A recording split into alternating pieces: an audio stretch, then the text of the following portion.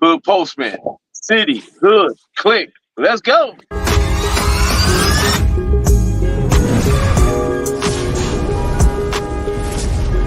Yeah, yeah. I'ma have to flow on this one. I'ma have to let it go on this one. Hood postman, I'ma lock the door on this one. Putting in that labor and it's so intensive. Vintage, it's all about sacrifice, but it's so expensive. And when I touch the pen, man, my soul get pensive. They telling all their stories, but they so late in it. They laughing to the bank, but they so long interest. And we just so different.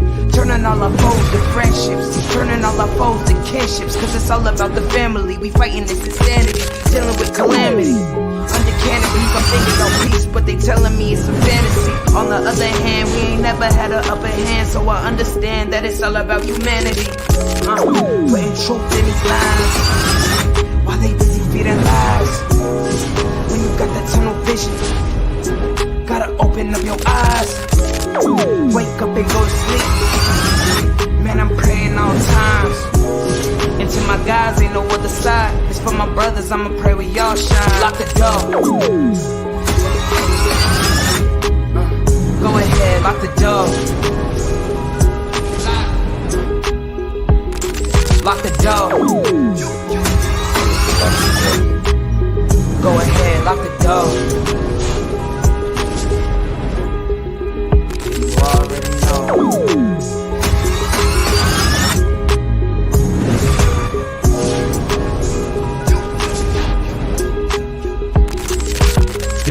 Lessons. Some people eat, some people learn, but the game is going to simply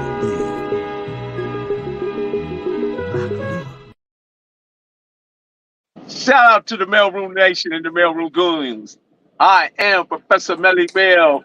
We got my guy, Sean Prince, the Haitian Prince himself out of Jersey. Let's go. We got Dr. Ism down at the bottom, Malik Spellman. Man, let's get to it. Let's get to it. Malik, what's going on? What's going on? Good evening. Good evening, good evening, good evening. Well, let me get to it, man. This is not a glorification, not a glamorization. It's always an education. Get on the bus and let us take to school. We can go anywhere in the world to get a couple of lives, but you come right here to get the truth in it. You know, Steve. Welcome to the mailroom where you come in and take a look at your mind, examine what's in your heart. Before they had handguns, they had hand guys. Man up. Be sure to click the notification bell, like, subscribe, and share. Drop a comment down below. So when the dope content hit, it'll feel like it's the first and the 50th. I'm going to say, both of you gentlemen, how you doing? But let me kick this off, man. What we know and do ain't always the same thing. What we know and do ain't always the same thing. Today's hip-hop is a complex landscape of innovation and contradiction fueled by the power of social media. And advancement in technology have allowed artists to reach global audience with unprecedented speed and democratizing the industry and empowering marginalized voices. The marginalized voices are the people that you see on social media and all, whether it's TikTok, Instagram, YouTube, all TV or any of those social media platforms. That's what has happened is that the empowered and marginalized voices, however, the saturation of content has led to the lack of quality control. As viral moments overshadow musical substance, the viral moments is overshadowing the music substance in this genre. That's where our problem at. With the rise of cancel culture and online beef have overshadowed the music itself. Now what we have is a bunch of seeds and a monkey do. But Malik, I want to give you the first question, the first quack. Where is the leadership? We see follow trends. Break down the leadership. I don't see no leadership in this genre. When other genres do have a structure, they have a leadership, they have something to follow. What is it with hip hop that we don't have that? Well, hip hop is forever evolving daily as we speak, with more players being put on the table. And the fact of the matter being, it's not so much that we're conversing about hip hop as much as we are conversing about rap. See, hip done hopped out. So hip hop is not what you expect it to be. Hip hop is for everybody, but rap is for people that have distinctive struggles based on a true story. For example, the leadership. We're really doing leadership by the way of what's trending. A couple of weeks ago it was Cat Williams. Before that it was after that was Puff Daddy. Then another situation. Then it was Sexy Red. So whatever is trending based on what they serve us through the algorithms or whatever the topic of the day is, what we capitalize off of. So, for example, with rap, I was around when the first rap song was played on the radio, WBLS, New York City, 107.5 FM, WBLS, Frankie Crocker, something like that. And the kids went crazy when they heard the Sugar Hill Gang and Grandmaster Flash talking about it's like a jungle sometimes. It makes you wonder how we keep from going under. So I've had this conversation in regards to who invented rap, whether it's the Puerto Ricans, the blacks, the Jamaicans, whatever. When you talk about black culture, first and foremost, you can't separate and divide it. It's one big struggle, whether it be from Africa or to Brazil, to Los Angeles, to Compton, Watts, and South Central and beyond. It's still one struggle. But when you talk about subcultures that have continued to carry the baton or the marathon, as if Nipsey would say, God bless his soul, then that's a whole nother situation, because the struggle that we have is unique. It's much different than a person that's in Africa who may be a rapper, but he has more culture. It may be different than somebody in Spain that's rapping, but they're rapping about the politicians. So whatever is trending in the mind of black people as a whole, speaking of a small minority group of people, because remember, black excellence has nothing to do with a lot of the stuff that goes on in rap. So we have to separate the wheat from the tare when it comes to rap or hip hop. And in this case, which one are we talking about? Are we talking about hip hop? Because we're talking about hip hop, then we're talking about Taylor Swift. We're talking about, people that are not of our culture, and they're what was that saying that Mr. Kendrick, Dr. Kendrick Lamar stated? Did just not us. Did not like us. So when you get a situation like that, that's rap, because you rapping. Me and you sit down, and me and Lil Sean Prince sit down and chop it up. We rapping, man. Let's rap about this game. We rap a stick of that weed, we wrap our mind around it, and then we wrap our mind around how we're gonna get out of it. But when it comes to hip hop, anybody can get hip real fast and hop right out. Sean Prince, what's your thoughts, man, on everything we just unpacked right here? I know you want to jump right in. You being Yes, the sir. himself out of New Jersey, man. Shout out to Jersey, man. Shout out to the Brick City. I know they my guys in there. Big Jersey. Green and Williams Postmaster General in the house. Cash, Dominique, James Cash. I see you guys. I see everybody in here. Shout out to Awkward Beginners. What's good? What's good? And everybody else in here, man. I appreciate Slime Boss. So let me give up.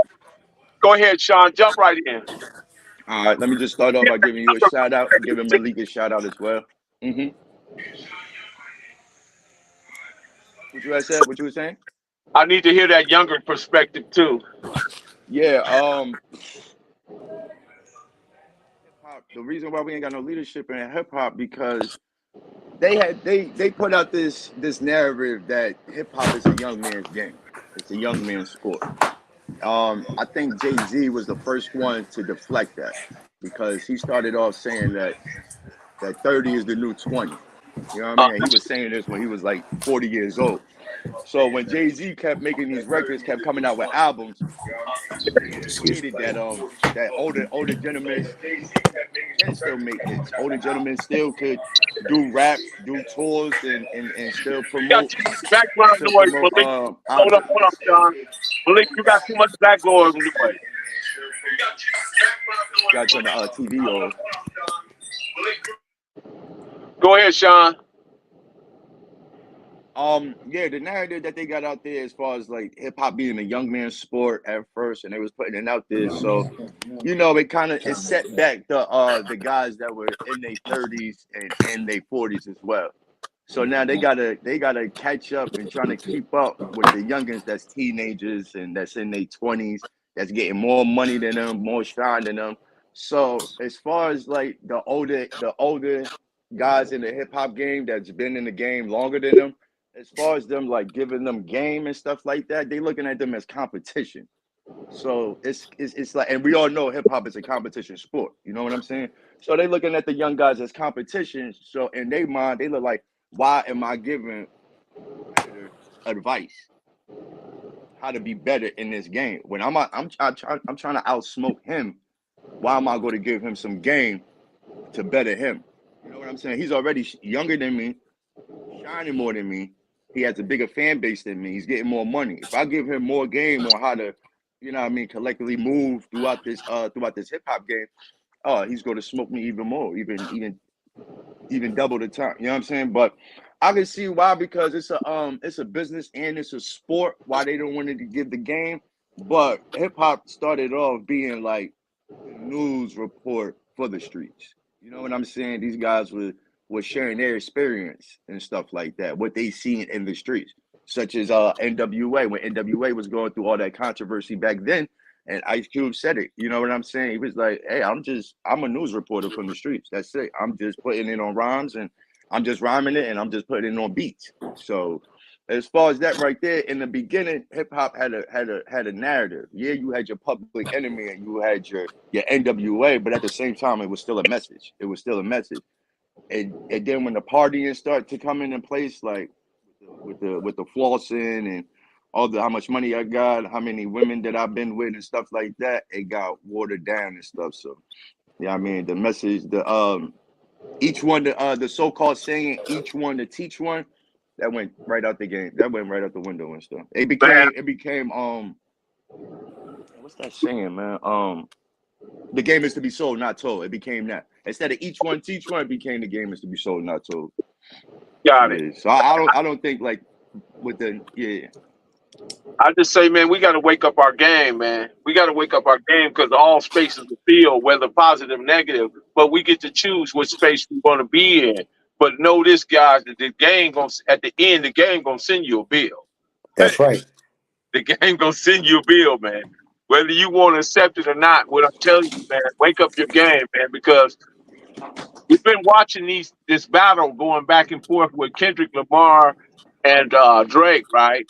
And then Kendrick Lamar dropped Not Like Us with DJ Mustard creating the beats and all that, right? But what happens there is that for some reason, one moment we were talking about P. Diddy. I'm talking about we was heavy on P. Diddy. And now you don't even hear Diddy's name. What's happening, Malik? Why did that trend shift so quickly when Diddy was supposed to be, whatever was going on with Diddy was supposed to be so much interesting? And then you guys look at my thumbnail. I have Hugh Hefner and Larry Flynt. Larry Flynt and Hugh Hefner done what Diddy did way before there was ever Diddy. Way before.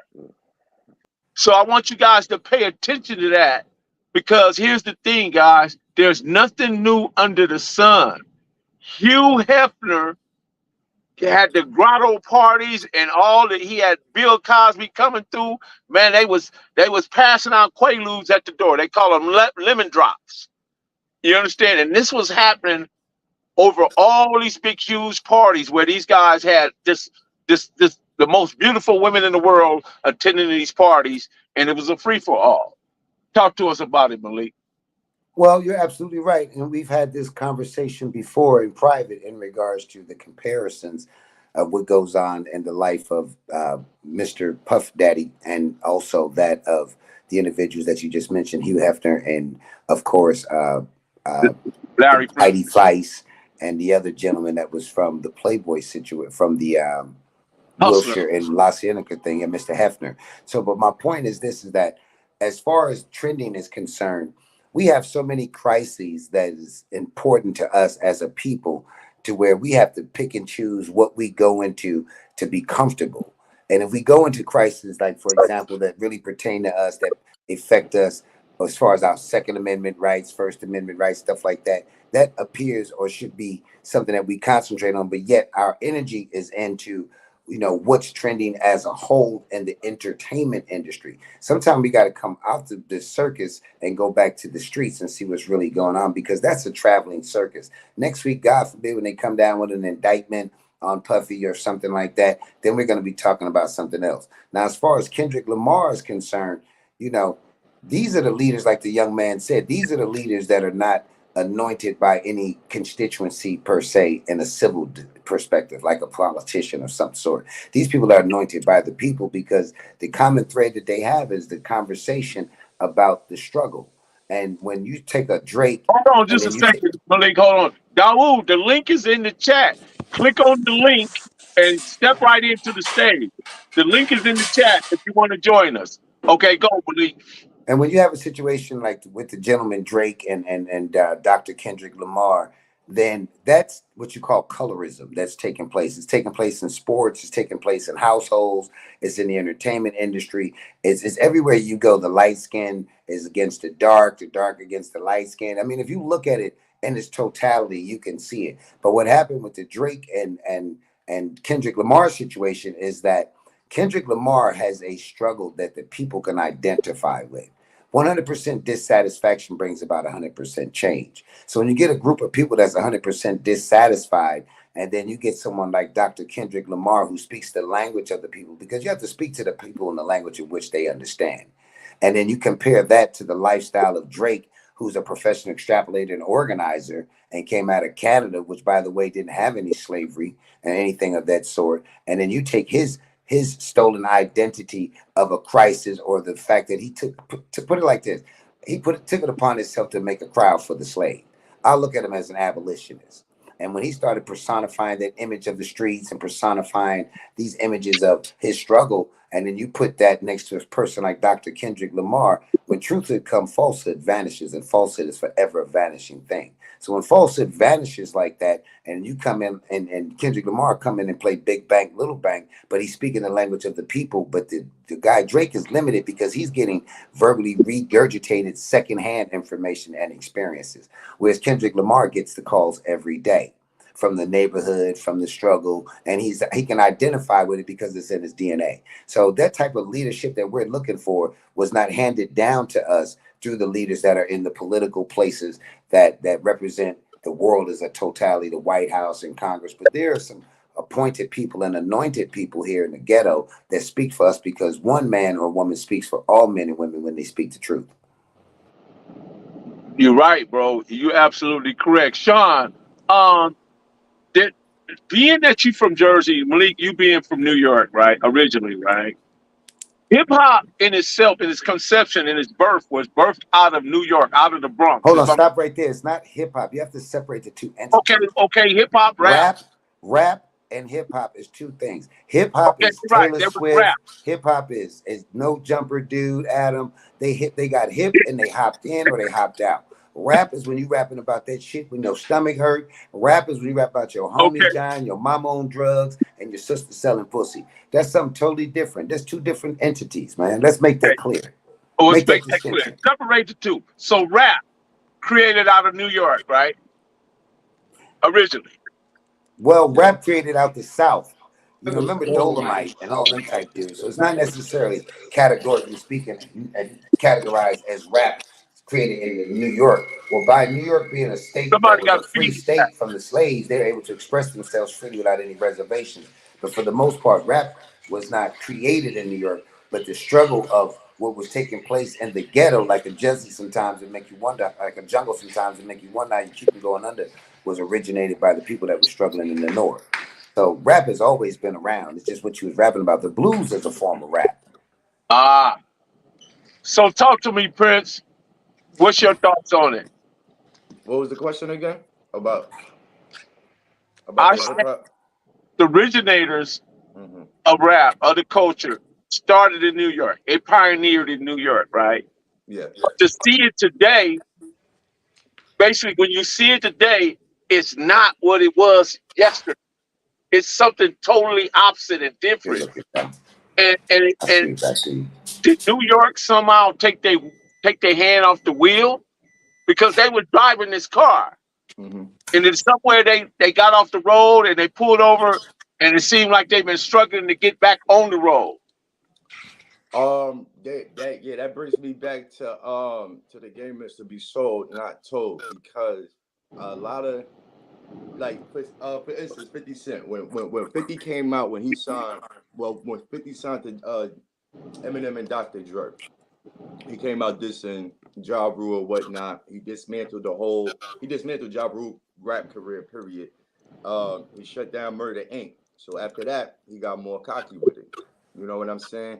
And with that, he started shooting at such individuals like Jada Kiss, well, the whole locks, Fat Joe. He started shooting at anybody that ever made a song with Ja Rule. He was getting at you. So with that right there, that had it caused it was a each camp was already doing their thing, but it was still collaborations going on. Now when 50 came on the scene with this bully mentality, like, oh no, I'm separating everything. I'm destroying everything up over here. You know what I'm saying? So with that right there, you making more separation, more separation.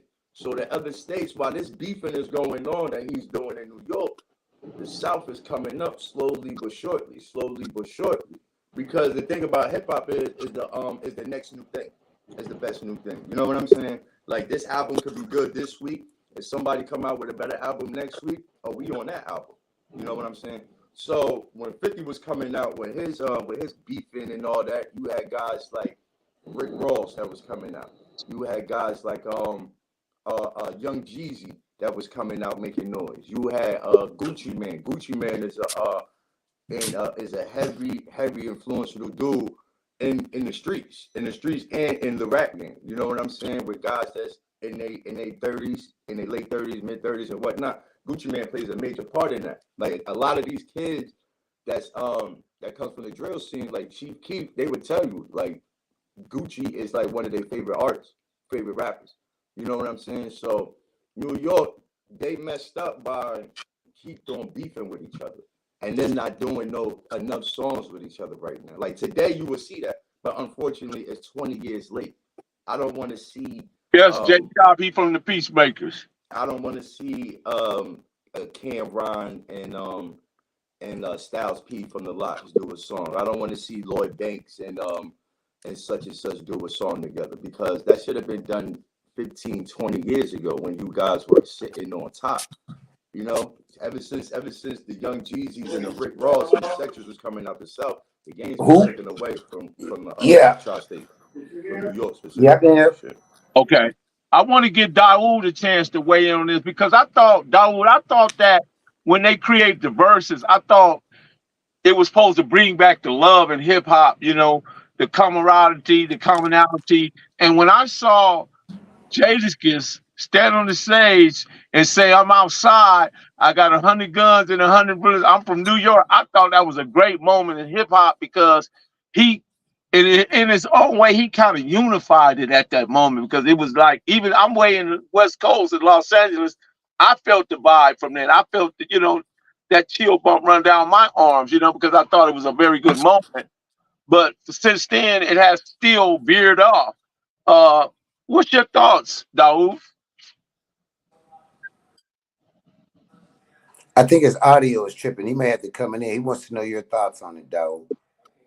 Yeah, come in here. We're in two different offices, so you may have to come in here and get the audio right. Yeah. Right. Come in here and I can turn mine down so we don't get no reverb.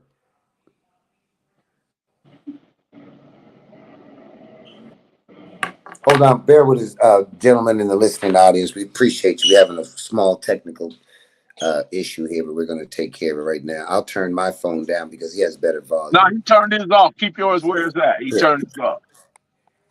What'd you say, brother? He turned his off, so keep yours where it's at. Okay.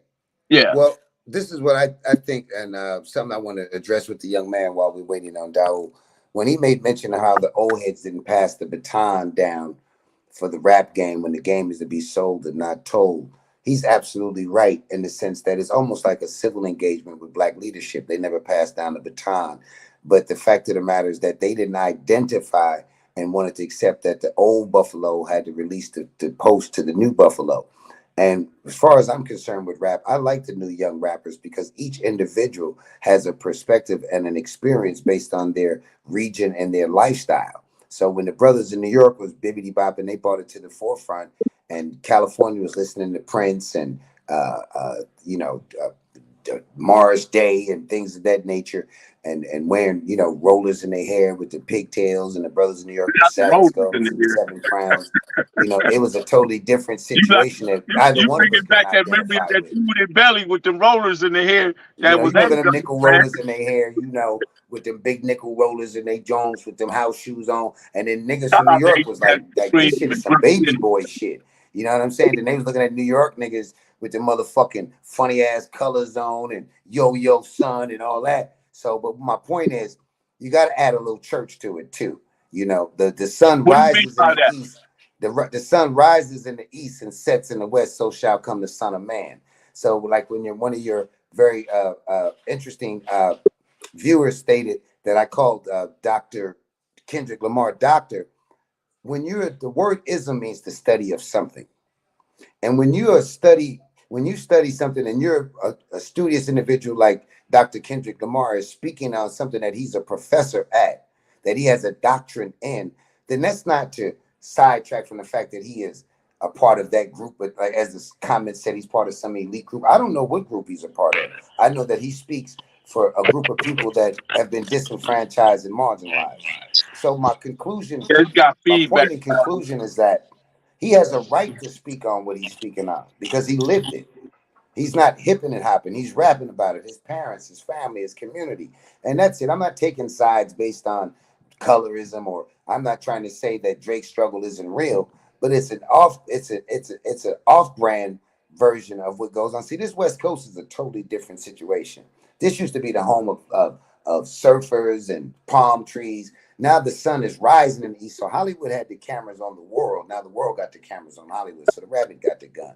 And some of the things out here that took place with Rodney King and riots in the 60s and all that, it has gotten the attention of the people. So the shift went from focusing on what was going on in New York with the pissy subways and the dirty police and all that, and then the shift ping pong back and forth. So our struggle is just one big struggle, man. There's no separation. And then the youngsters took the baton and ran with it and gave their version. That's why I don't knock them youngsters, man. You embrace that shit that they saying. The Sexy Reds, the Young Yeezys, and all them, the King Vons, because they're crying out for help like we did.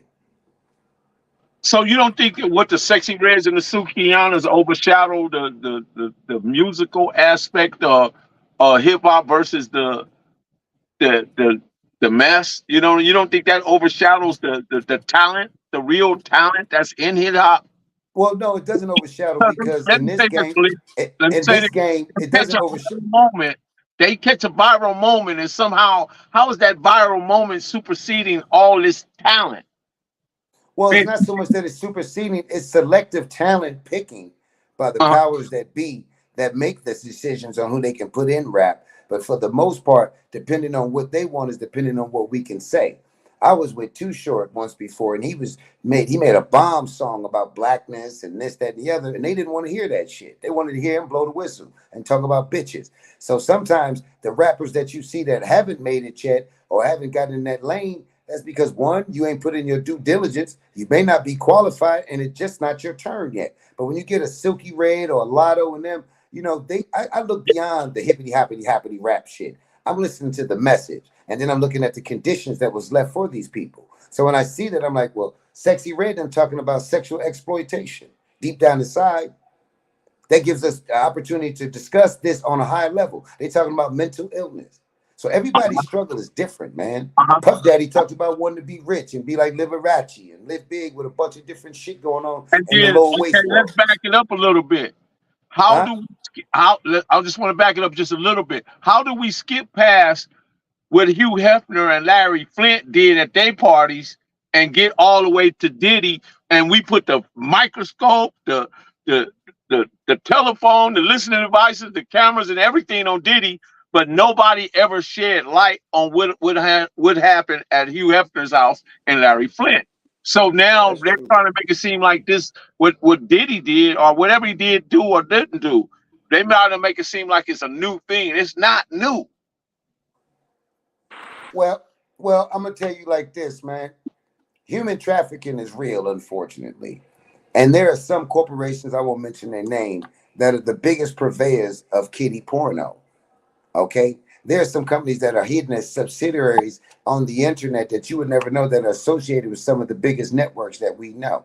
So human trafficking is real. And when you get somebody that's a whistleblower, like a Sexy Red or one of them that's trying to let you know what their life is like and what they went through, if Sexy Red would have been a rapper, God forbid, she'd probably been a professor, a doctor, or probably smoked out on the streets, fucked up. We'd have never gave no two hoots about her. So we got to remember she made it through the poverty, so she can only speak on what she know. You can't speak on something that you know nothing about. Like I hear the kids now say, standing on business. You're absolutely right. You have to stand on business and not around it. So when you get these type of scenarios, if we stop dividing ourselves and make it one big message, then it's good. Now, hip hop is when everybody can get hip real fast and then be in Brazil rapping or in another country rapping about their struggle. In Drake's defense, dog, can you hear me, dog? Yeah, I can hear you. Okay. Now they're saying that Drake is not that this guy Luke Can he's the CEO of Universal Luke Can, that he has a $500 million deal with Drake, and he's like the chief executive officer or whatever. But people are saying that really that this guy Luke Can is really the one that's pushing Drake to do what he do. That's not really what Drake wanted to do, but he kind of pushed Drake out there in that atmosphere, and this is why we're where we're at today. Luke Can, you guys can look him up. He's the CEO of Universal. Oh Are you? yeah, that's You got, yeah. I'm definitely familiar with who that is. Like I don't know him personally, but just researching and looking at the behind the scenes of the politics and dealing with hip hop and entertainment and marketing and stuff like that. Everybody knows Drake signed a 360 deal, whereas then Universal Music controls his merchandising, his publishing, his recording, and also his audio visual, which is anything he does. So the name Drake has been invested in heavily, and from this they use marketing promotion to drive back their money, in which they invested into Drake. So basically, Drake put himself in a deal that what I'm saying the corporations that's behind it, because these are all marketing promotion corporations when you're dealing with the broadcasting network and all the syndicates and all the other different people who use ads. This is all about ads, what I'm saying, and making money off, marketing and promoting to our communities, which we are some of the biggest consumers in the United States when it comes to spending. And so when you see certain things and you see certain people that they're choosing or selecting to be a part of the system, it's still just using them for marketing promotion to us as people. They know that there's more majority young women in the world. So what's selling. Hip hop has always been about culture, dance, fashion, and really the language social conditions. expression. Back in the days, the social conditions was poverty, so they rapped about it. And on the West Coast, it was gang violence. They rapped about it. Up down south and up north is dance. So that's what hip hop is based upon. So we have, all the major corporations, U.S. Universal Music Group, Viacom. You got all these people that's vying because there's trillions of dollars in advertising money, and they have to use these influencers to be able to, tie that money to these people. So it's all about that's how they get paid. But in the end, what I'm saying, all of them die broke. You know what I'm saying? And the only one made money is the investors because they control the publishing. Publishing is always there for licensing. They never get out of debt. Drake, that name Drake will never be out of debt because 400 million means that your return is going to be $1 billion. And right now, because this damage control is even going to go up even more. You know what I'm saying? Because now they got to do damage control and all the allegations and all that stuff. So that 1 billion probably went up to 2 billion.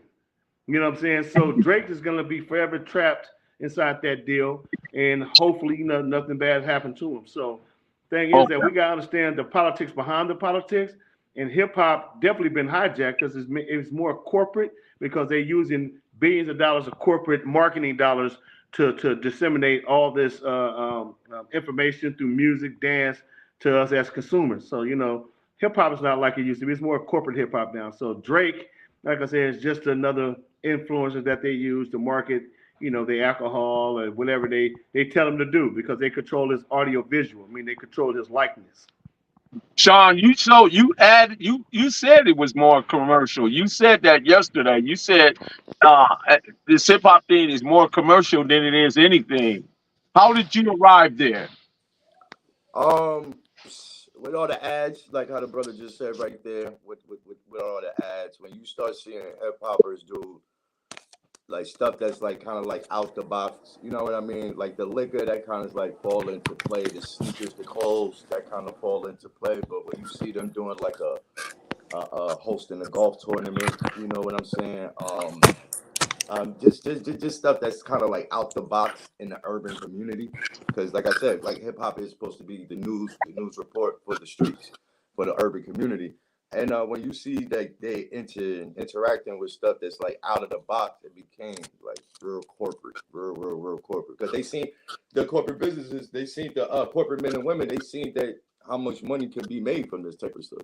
You know what I'm saying? So I'm still trying to understand how our people become the focal point of all this when I look at a Les Moonves who was the CEO of CBS, who was stepped down because he has some situations with touching and groping and some allegations, but nothing ever come of it. These people get to politely just go live their million dollar lives, and the summer Redstones and different people that's behind a lot of these big corporations. It's interesting how we'll see a Bill Cosby, we'll see a bit Diddy, we'll R. see Kelly. or R. Kelly. We'll see these individuals, but the guys that really, the owners of this conglomerate we call music, or this genre that we refer to as rap and hip hop, they control it, but yet they're not showing accountability. I think that got to do with who they know, who that person from CBS is affiliated with, and people such like that. You know what I'm saying? Like Diddy, he may not rub the right shoulders with those type of people that individual know.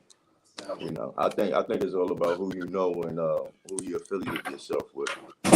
But And I think that nothing is out there just free will, and I think there's always a map that leads these individuals in those areas. Because, like I said, and this is why I bring up the Hugh Hefners and the Larry Flints and the Les Moonves and some of these individuals, even going back to I forget the brother Andre Harrell, who Diddy was under during that time at Uptown his Records. mentor. Hmm. What did he teach Diddy? Where did he get it from? You understand? These people, this stuff Clyde don't just Davis. pop Oh, out well, of the air. supposedly allegedly Clyde Davis. Yeah. Yeah. So even him, he's a part of it. But there's also then we had the DJ Vlads and the No Jumpers, right? DJ Vlad to get into a back and forth with a Princeton professor by the name of Morgan Jerkins, and and she was just basically letting him know, man, this is none of your business. This is this is about black culture. What you're saying is he put his opinion in a discussion that wasn't needed. Other words, and he responded back. What I mean, he said, "Oh, so you a college professor?" Telling her basically that you mean that I don't have an opinion in hip hop? And then he went on, and then that's when the whiteness come in. He said, "Well, how about if I call Princeton and tell them that what you're saying? That this is what they do, though. Yeah. It is. I didn't. Me personally, I didn't agree with the sister had said. Like when she was like, "This is black people business and stuff like that." I didn't agree with that because it's a hip hop beef going on. It's a Uh-huh, rap beef going on. So everybody's gonna have their point of view about it. uh-huh. And as far as what DJ Vlad had did, I didn't agree with that too. I think that was very childish. Him going after her lifestyle. You know what I'm saying? Like this is how she provide. This is her career. You know, this is how she provide for her family, provide for herself and her family.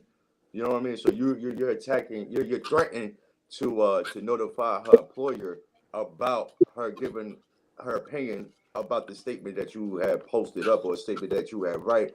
I didn't agree with that at all. Like that was totally nasty, totally juvenile, and it was just nasty work to me. It was just nasty work. What's your thoughts on Scarlett, man? I'd rather see more Scarlett, Ivy. We got a sister named Ivy that just sampled Kendrick Lamar's "Not Like Us Today," and she did a really great job on it. But there's a lot of female hip hop artists that, you know, I can listen to, man. But I don't think for some reason, they keep pushing them backwards, and they, push the Sukihanas and the Sexy Reds. But Malik explained it very well. I think that because we don't know their experiences, and quite we could see. Well, we listening to their experiences because they put it on record. They put it in the form of music. But what's your thoughts on Scarlett? With Scarlett, she you know how they say in the industry, sex sells. Sex sells. Now, with a lot of these female rappers today in the game, the sex appeal is kind of first, is what you see and is what you think of. Like, you think of Sexy Red, you think of sex appeal. You think of Nicki Minaj, you think of sex appeal. You think of Cardi B, sex appeal. Lotto, sex appeal, and stuff like that. Now, when it comes to Scarlett, she's straight about her bars. She's an artist, and not to take away from those other women and stuff like that. But when you think of a Scarlett, you think about the bars. You think how she spits. You know what I'm saying? Like the same way that you would look at a real MC. You would think about what they're talking about. You know what I'm saying? So with her, I could see because it goes back to the corporate world. It goes back to this being a business, and I could see why they're not pushing her like that, because she doesn't portray that sex appeal that a lot of these other female rappers are giving out. You know what I'm saying? Like, she just strictly just wants to spit the best bars, and if she on a track with somebody, she want to destroy them. You know what I mean? Being what an MC is supposed to be, the best that you're supposed to be. This is what an MC is, a master of ceremony. You know what I mean? Like, that sex appeal, she's a woman, so of course she's going to doll herself up. You know what I mean? But as far as her putting on 5% of clothes up on her, that's not really her style right there. So when her employer finds out that, okay, you don't want to put on this thong and this what's it name? All right, yeah, no doubt. Yeah, all right, we'll push your album back later and stuff like that. We'll tell you another reason, but we go to push you back like that. And once you sign on that dotted line and you give that corporation the power to navigate your music and stuff like that, it's hard. It's hard, man. Like it's messed up and shit, because now they control your music to where when people can hear it and stuff like that, opposed to somebody that's independent and they could just drop a mixtape every week or every month. You know what I'm saying? Got it. Malik, the sister out of Princeton, right? College professor out of Princeton, Ivy League school, obviously. She said that the conversation should center Black people, and she told Black this conversation centered Black people and not him, and he was offended by that. Was he in the right position on that? Well, what happens is, again, it goes back to the separation of state and religion, metaphorically speaking. Vlad feels that he has a license to converse because of the fact that he's speaking from a hip hop perspective. He got hip and he hopped in and hopped out. But the sister speaking from a rap perspective, because she has her mind wrapped around the conditions of our people. So like Bill Cosby once said, the people from downtown come uptown and see what the people uptown doing, and then run back downtown and say they invented it. That's just how the game goes. What happened with FUBU, it happens with all this. Like, for example, the auto industry. Famous name is Carl Kanai. So the auto industry, when it failed, who saved it? It was the rappers putting the big rims on the car. It was the rappers pulling up in the Suzuki trucks or the Kias or that. General Motors didn't even sell cars with rims on them until Black youth did it. Who made the Black president? Who made Stop and Frisk popular? Jay-Z. So a lot of the stuff that these people do are overshadowed because the expectations of the overseer wants them to be ratchet. Like the sister said, the lad capitalizes off of the ratchet part of Black talent and Black culture, based on the fact that that's what he see, because that's what's shoved down their throat. And when you get something like that that's shoved down their throat in such a way that they think that this is what it is. We got to put out different information. So that way, when Vlad does say something, not only can he be able to identify with it, but he'll be able to take a position to say, well, it's less, if I stay in my own lane, it's less traffic, metaphorically speaking. So what you see now with everybody having an opinion, it's convoluted with, yeah, I'm hip and I know rap and I'm a skater and I'm this, that, and the other. But there's a lot of black people that are not familiar with a Too Short or King Von's struggle, that's in the rap, that's deep in it. Man, I'm not identifying with no drill shit, or I'm not identifying with no Silky Red. So you find your comfort zone and what identifies with what you have went through as an individual, what makes you comfortable. Because I remember when all the rap labels was owned by black people, a black couple in New York. Yeah, that was Sylvia. Sylvia used to sing Pillow Talk, her and her husband. Right. They used to own the Sugar Hill Gang and all that. Then they got in bed with the record labels, and then the companies with the distribution, and then the distribution turned into commercialism, or if there is such a word, turned into the crossover, where everybody got the hip hop. See, rap was Public Enemy. Rap was hold on, honey, I'm on the rap was something totally separate than what people was expecting it to be in regards to our struggle. Hold on, please. I'm on the phone. Rap was something totally different than what you could expect. So when we started talking too much about stuff that they couldn't identify with, gang violence, pimping and hoeing, the same ingredients that they used to break up the Black era civil rights movement and all the unity with the Black Panthers and the US organization and all that is the same ingredients they used to bust up rap. We went from the karate movies and the Black Power shit to all of a sudden now we are on, say for example, Superfly. Well, they did the same thing in rap. We went through Public Enemy and Grandmaster Flash and them. Then they infused into the slick shit. Then the slick shit became something. Then they said, okay, y'all got something, and we get jealous of each other because he got it and he got it. And then now we got the drill music. Then we got divided along the lines because they shut down the projects in Chicago, and we got to move over here. Then they infused the drugs. So there's a lot of things that shifts the weight of rap, but then the derivative of all the confusion and all that at the end becomes what? Hip hop. Because you can get hip just enough to hop right in and have an opinion. So Vlad is speaking from that perspective, but the sister standing her ground on hers, stay about business. That's what she's saying. Because it has nothing to do with them. Now, what's mainstream is what's mainstream. But what's in our house, we don't really discuss outside our house or allow an opinion. This is tribal and it's black. Dahood, did you get a chance to hear that back and forth between it was on Twitter actually, between DJ Vlad and the sister out of Princeton? She was a professor out of Princeton. Dahoud, I don't think he can hear me, huh? I can't hear you.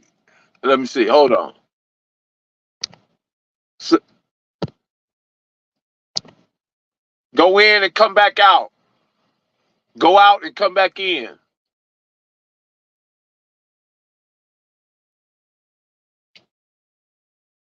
I can't hear you.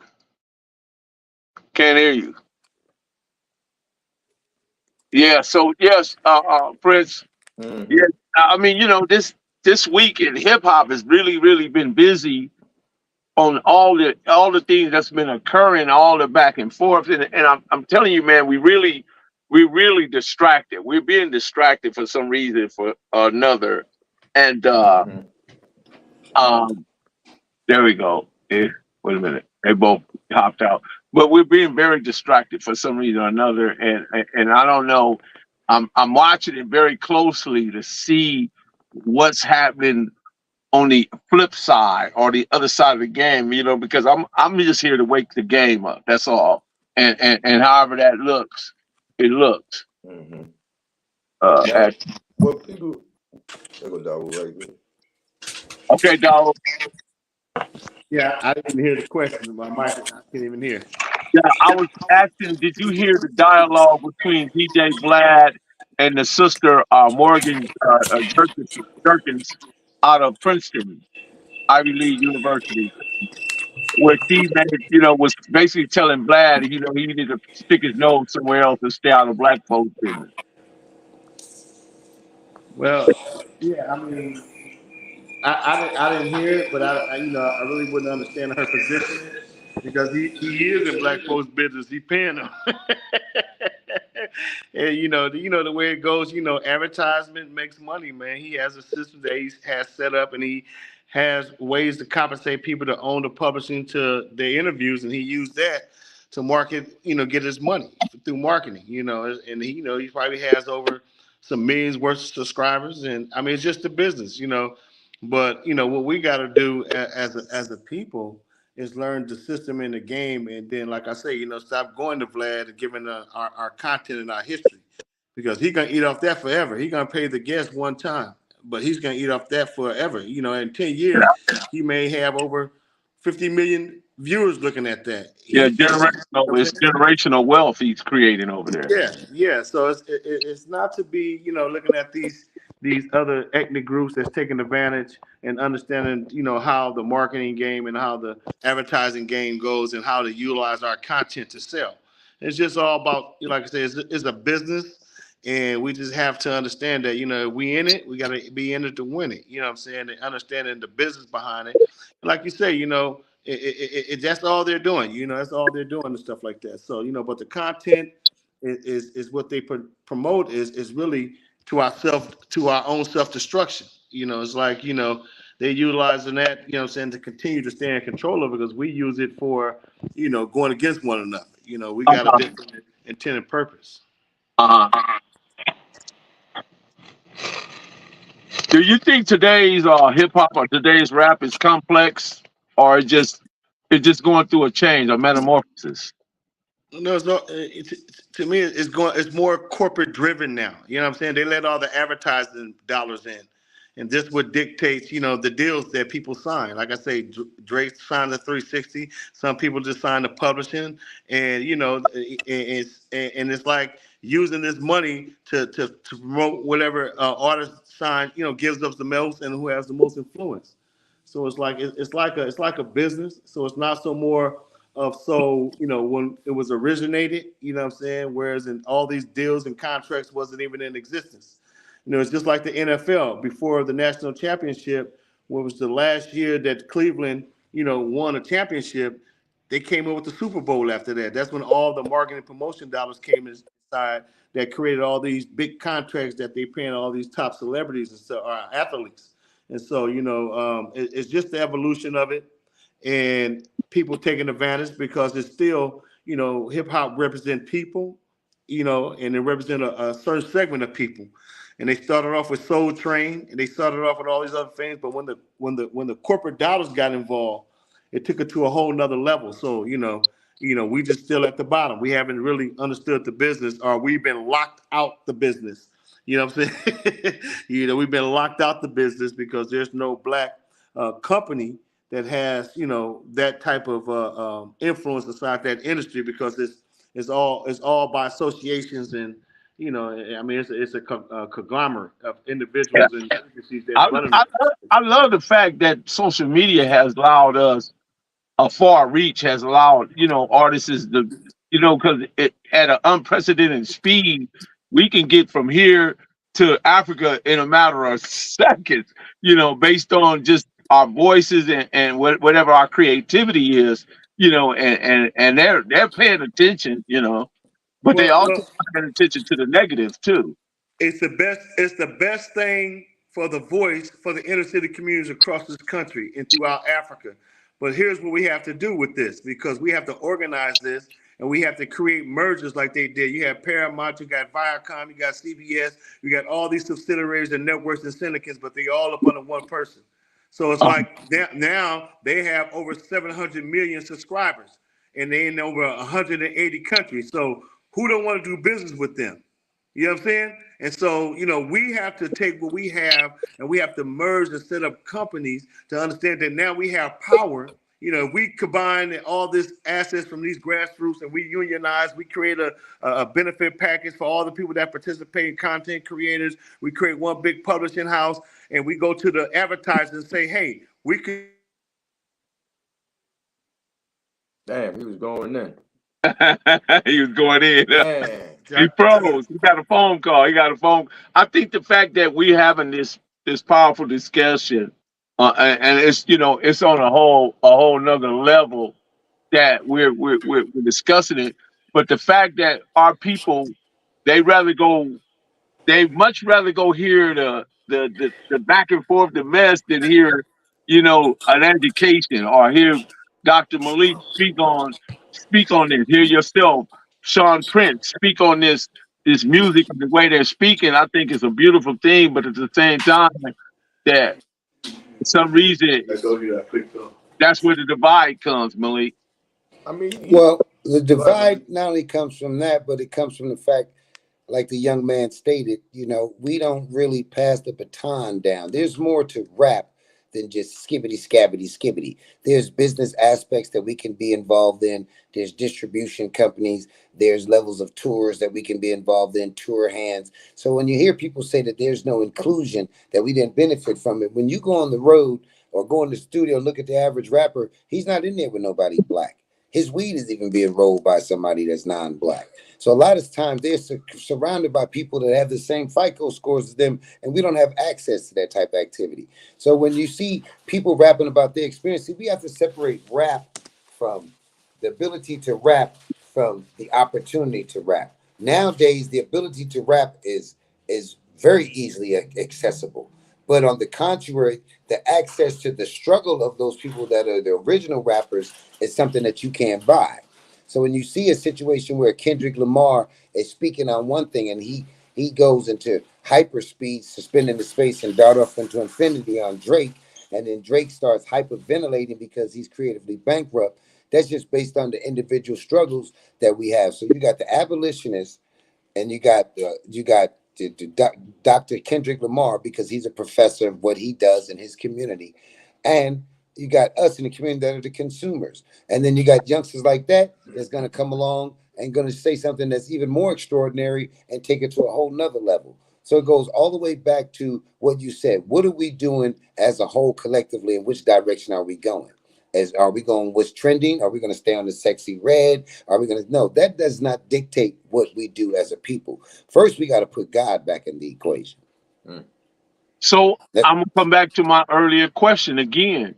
Do you believe the saturation of content has led to the lack of quality control, as a viral moments seems to have overshadowed the substantive and the talent, the real talent of rap or hip hop or even music? Let's put it in music. That's not limited to just hip hop. Well, I'm quite sure that Kendrick Lamar didn't just out of the blue sky come up with that song. That was something that was probably inside of him. But on the contrary, the people and the powers that be, they don't allow those type of songs because everything has a season. So right now, the whole dichotomy of rap is going to change, because we're going to go from the youngsters that's in Chicago, for example, listening to serial killer music or drill music or gangbang music in LA, or some skibbity scabbity in New York about the Lamborghini in your clothes. It's going to combine it. It's going to morph into something more conscientious, so that it becomes full spectrum. I can't wait for that to happen, bro. I'm telling you, I'm no cap. I can't wait to it morph into something conscientious. I didn't mean to cut you off, but go ahead, bro. Well, Kendrick Lamar has raised the bar. So now Yes, you can't come out and just say anything, because it has to have something of substance. Remember, he talked about colonizers and pedophiles, and he talked about reparations in a sense. Watch this. Look what he did right here. And a lot of people didn't catch this, but I know you're going to catch it. Right? Let me put it up just a second. Right here.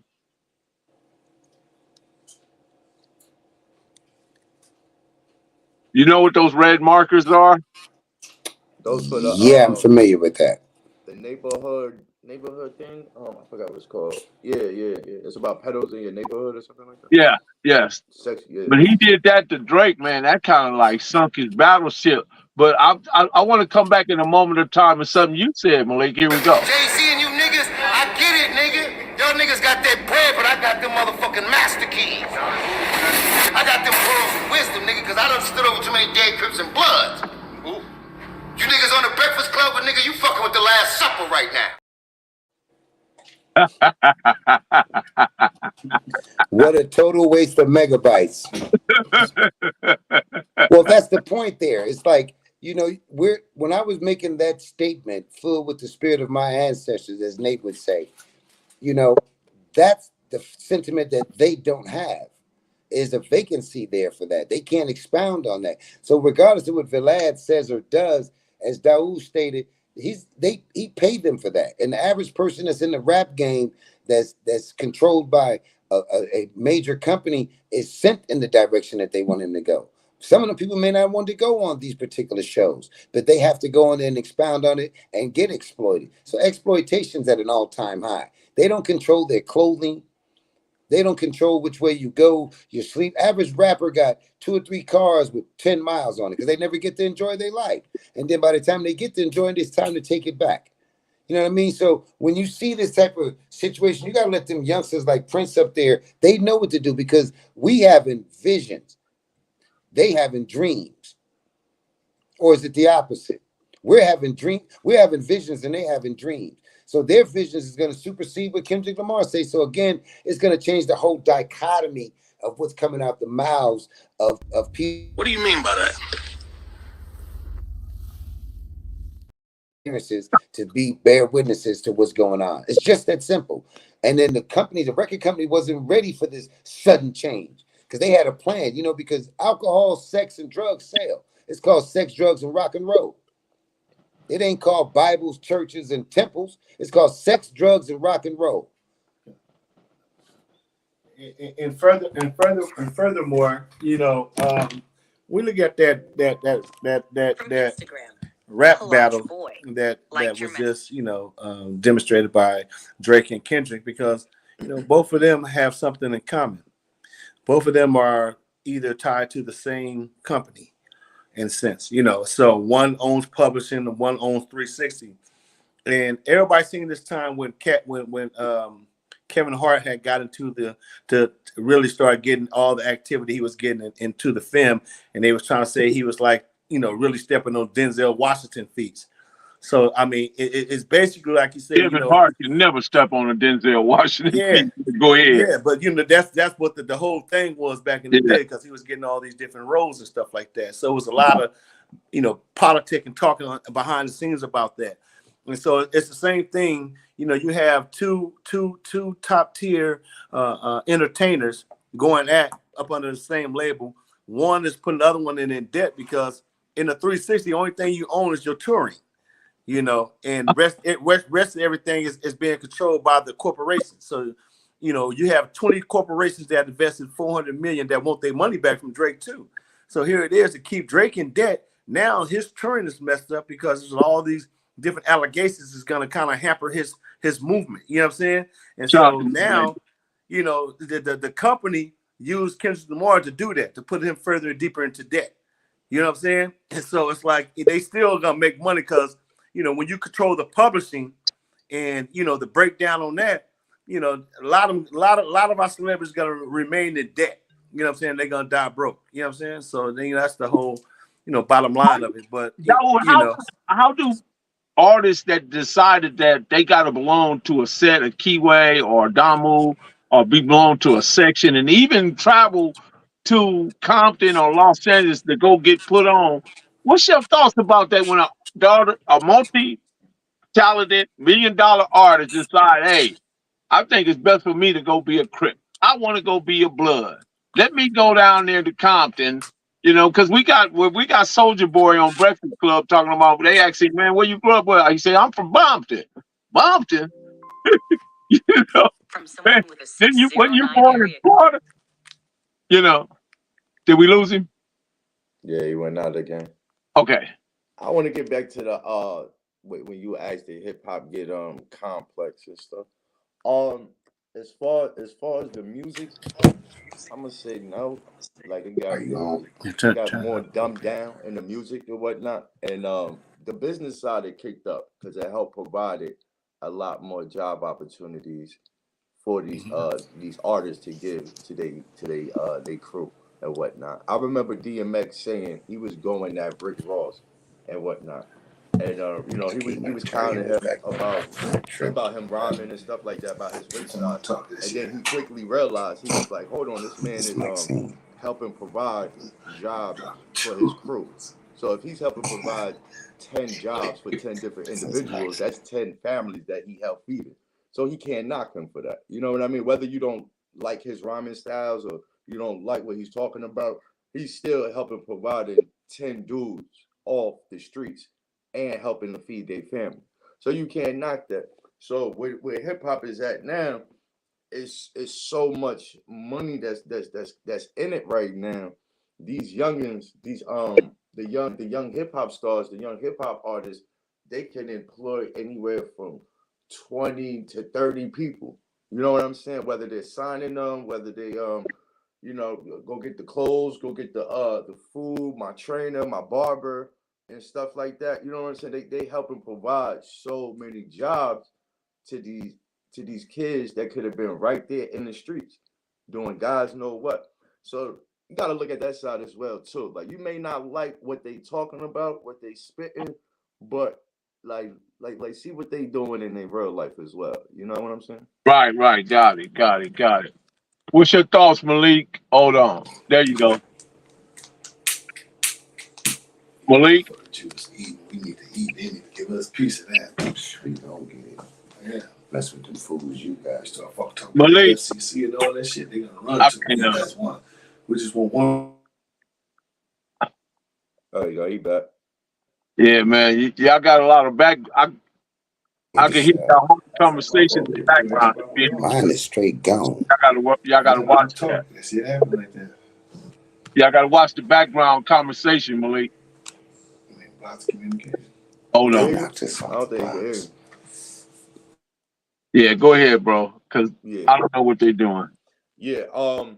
Yeah. Back to the because you don't hear guys saying that they MCs. Like I mean, like a lot of hip hop artists, they're not really concerned about being the best rapper as could be. Like how it was in the late '80s and the '90s coming up. You know what I mean? With your Rakim and your Big Daddy Kane, with your Biggie and your Pac, with your Nas and your Jay-Z, to find out who's the best MC. You know what I mean? Biggie, Jay-Z, or Nas. You really don't see that. Please say, oh no, Malik got that Sherm Alley watch.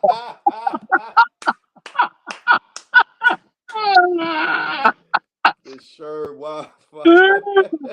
I wonder if you're gonna catch that. Exactly. Malik, that's why you got the Sherm Alley Wi-Fi, man. What did he say? You got that Sherm Alley Somebody put a Wi-Fi comment because and you said- can hear your whole conversation is coming through. You got too many devices on, bro. What did he say? You got the back TV on, the TV's on. You got to turn the TV off. You tell Asiatic Supreme I'm gonna get him. Yeah, y'all got too many devices on, bro. I got to mute him because they got too many devices on. Somebody write in the chat that you got to turn the TV on, man. You'll see that shit. But yeah, back to the being the MC. You know that these youngins ain't because you know how you got the a lot of the older generation. They talking about like how dumbed down rap is nowadays and stuff like that. That's because they're not concerned about that. They would tell you like, I'm not a rapper. I'm in this for the money. I'm in this for the hustle. I'm in this for. Malik, y'all got too many devices on. All that feedback is coming through the microphone. I can't hear. Yeah, he can't hear you.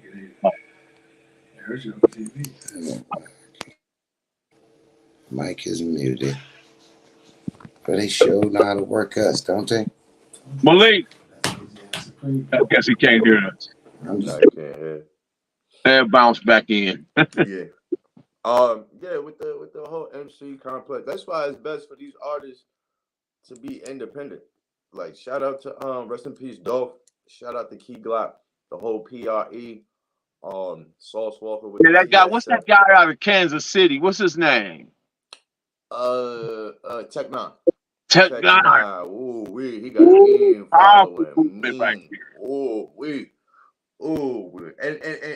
And look how big he is as far as being a MC. You know what I mean? Being in the industry, and there's a lot of people that have the blind eye to him. Never heard of him.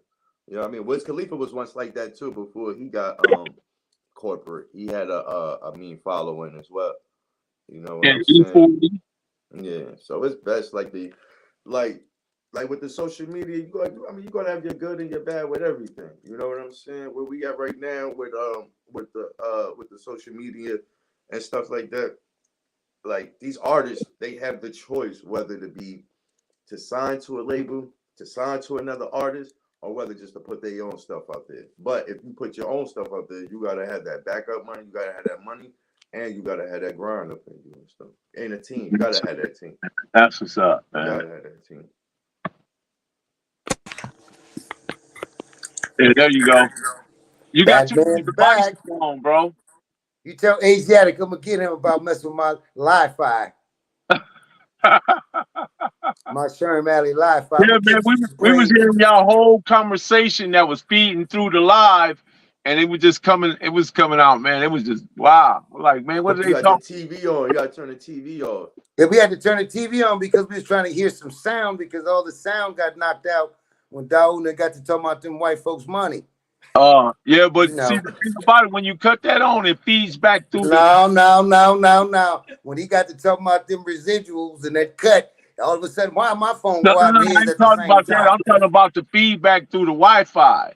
We had the feedback because I had to cut the TV on with my palm and the camera like that. But it's cool though, because we backed by Black Demand. But like you tell Supreme 3 o'clock after school. 3 o'clock. Don't be calling till my stomach hurt. I But leave anyway, early. man, tell them about the new project we're working on, Malik. Yeah, well, right now, we trying to bring a new perspective to podcast. It's a little antiquated because we are a tad bit older than the average person. But like I tell a person, I'm not old as much as I am healthy.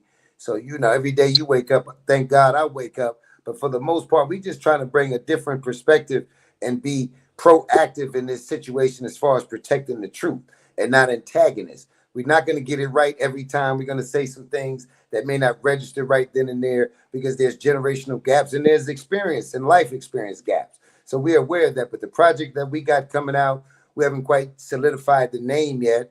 We think that the audience should come up with it. It consists of myself, Daou, and Mel. It was Fathers of Peace. And then we came up with another suggestion. Standing on business is what's official right now. Business with the BID. So, and we own the rights to all that. So that makes it a plus. And it's owned by my son who owns the game, Standing on Business. Just had to send that plug out. But for the most part, I think what we had shout out to my son Elijah, Standing on Business. But for the most part, like them youngsters right there, Prince, they know, man. They're not going to let their only source of getting the information out based on their experience or getting a chicken in every pot in a Ferrari in their garage, derailed by someone that's considered a culture vulture or an outsider or even a participant. A chicken in every pot and a Ferrari in every garage. Okay. Well, that's what Don King told me one day. I was walking with him somewhere with brother Ken Miller, and Don King stopped me and he kind of stopped me. Poof. I don't know why people want to hit me in my little bird chest all the time. And he stopped me. He said, Malik, I said, well, Mr. King, what do you want him to remember you by? He said, Malik, we can't stop till we get a chicken in every pot and a Ferrari in every garage. In the words of and then one day I was talking to Quincy Jones, right? And Quincy, he'll fly. I think he was messing with one of them Trump girls, Donald Trump's wife, or one of them, because he used to have me walk him down the stairs at CBS, and all the girls he got be in the limo. They all under 20, like 25 and under. Quincy like that Tabasco sauce in them little drinks, them little green apple martini. So I know what I'm talking about. So one time he came, I think he had Trump's wife. I'm not mistaken. Please, Ms. Trump, don't get me wrong. But she was fresh from her country. And every time I'd come up, walk him downstairs, he'd be like, man, check this one out right here. They'd be in a limo in the back on the passenger side with their legs open and shit. They give him a little hug. He wink at me. I'd be like, this nigga had some dimes with him. Because I wasn't looking at their physique. I was looking at that bread that they was having. So Quincy liked them young European chicks, man, that's 25, 28. I ain't knocking them. But I asked Quincy one day, I said, Quincy, I said, man, why don't you get involved with the rap thing, man, and try to stop the thing from going on with the, the East Coast, West Coast? I'm going to tell you the part that he really said on our show, but I'm going to skip past that and tell you what. What he married to Peggy Lipton? I'm sorry? Was he married to Peggy Lifton? No, he wasn't married to nobody at the time. I know his daughter Khadijah and all of them. You know, him and Adam Salzman, David Salzman, I'm sorry, Don Cornelius again, and Mr. Quincy Jones owned a network together, Fox Network in Louisiana. And as I stated before, that's how I was able to convince them to put Master P on so that they could show his show on air in Louisiana. Master P on. Yeah. Because Master P they was trying to get. We was in a production meeting. They was like, "There's this guy named Master P, and he's a rapper, and you know, he was just out and whatnot." And I was like, "No, put him on because y'all got a Fox network in Louisiana, and it's going to show out there." We was doing a show called Vibe TV with Chris Spencer. I was a producer, and I was assistant to Mr. Jones, and consequently, they put it on the show out there, and it blew up on the network out there. That's a true story. So I asked Mr. Jones, I was like, "Man, so what do you want the people to remember you by?" He said, "Oh, Malik, man, you know, I did that in the 60s with the civil rights movement." He said, "But right now, I'm looking to try to put a satellite in space." Sean Prince, where can they find you, bro? Huh? They can find me at Instagram, Sean Prince, same name, Sean Prince. They can find me on YouTube, Sean Prince 6822, Sean Prince 6822. I appreciate both of you gentlemen for joining us today. We had a powerful discussion. Let's do it again. With that being said, Malik Spellman, shout out to you, man. I'll be talking to you soon. Sean Prince, I'll talk to you soon. Man, Hey, tell Lil Prince, man, that we absorbed everything that he said. Of course, we are compulsive talkers and thinkers, but we absorbed everything he said, and we appreciate you letting us be in your space, young nation. Appreciate you too. You know, because it take a lot of patience to fuck with these old dinosaurs like us. You know what I'm saying? But like I say, the journey of a million miles don't begin with one step; it begin with one thought. With that being said, lock the door. And you ain't gonna spin your bill. Yeah. Cali Finest, baby. Proof of grind all the time. Music money. Got a dollar sign. Hub City. I'm a street nigga. Streets fuck with me.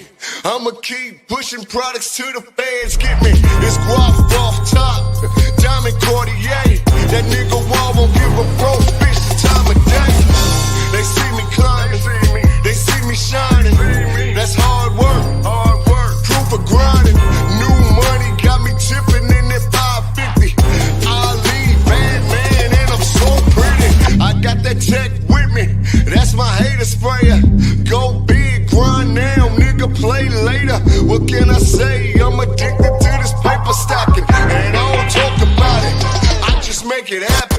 Word on the block is that my shit go. Bricks for the low. Marlena Williams, lock the door because we are gone.